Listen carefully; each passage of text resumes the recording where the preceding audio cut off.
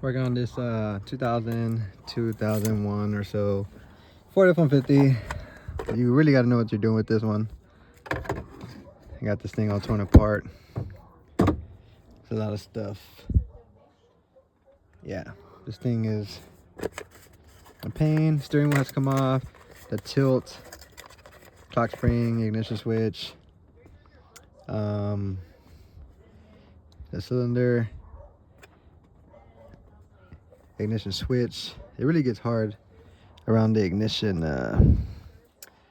switch for this thing. So this is the issue that I'm replacing. This little pin broke. It's not letting it shift. Crazy.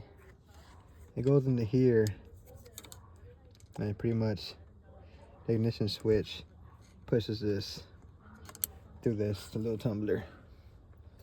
But yep, this thing is this thing's crazy, man.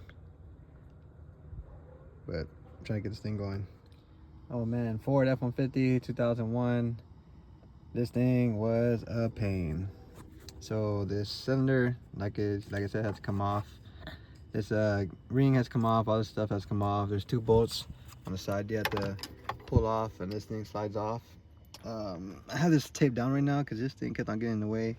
It's the mechanism for this right here to tilt it. This is a tilt that really throws it off. But one hard piece was this thing. This is the gear that goes into here. The only way to take it off is if you take off this whole thing. There's actually these pieces you have to take off. You have to really remember on how it goes and how it goes back on.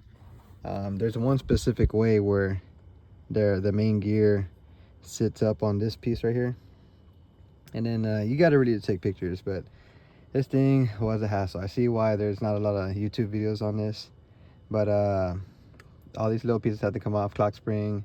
I mean, you start off with the steering wheel, airbag, clock spring, little transmitter, this piece. Once you get that all off, I actually took out this little piece right here for the top, ignition. And then once you take that off, I took off these bolts right here, this lock ring, this comes off. Once you get off this bolt, this thing is hard too. Actually, I put this bolt on first, and then pushed it up, and then popped this on there. And then once it was on there, I kind of pushed this down, pushed this in. But that's when I already had this in. So what I did to put this in, there's a little pin that has to go in there perfectly. And what I did is I shaved off just the edge of this right here, just the edge of this, and I was able to get it in, and then it was able to slide. Once that was just like dangling in there, you know, for the ignition switch, that's when I started sliding this on.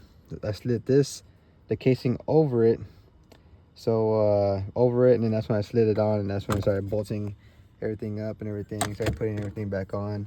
But man, there is not a lot of YouTube. There's actually no YouTube videos on this. This might be the first one. But yeah, so this is the piece that broke. It's actually like 13 bucks, 30 bucks. It's really hard to do this, you know, you have to really be experienced. But I mean, if you're willing to tackle it, you can definitely try.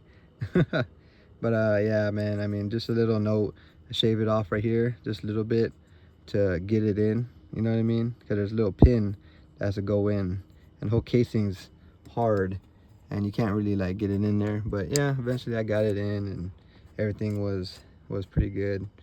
I'm gonna put the switch back on. I'm putting this back on, and eventually it should be good. But just want to let you know, here's some tips, you know, how to get it on. Well, good luck, guys.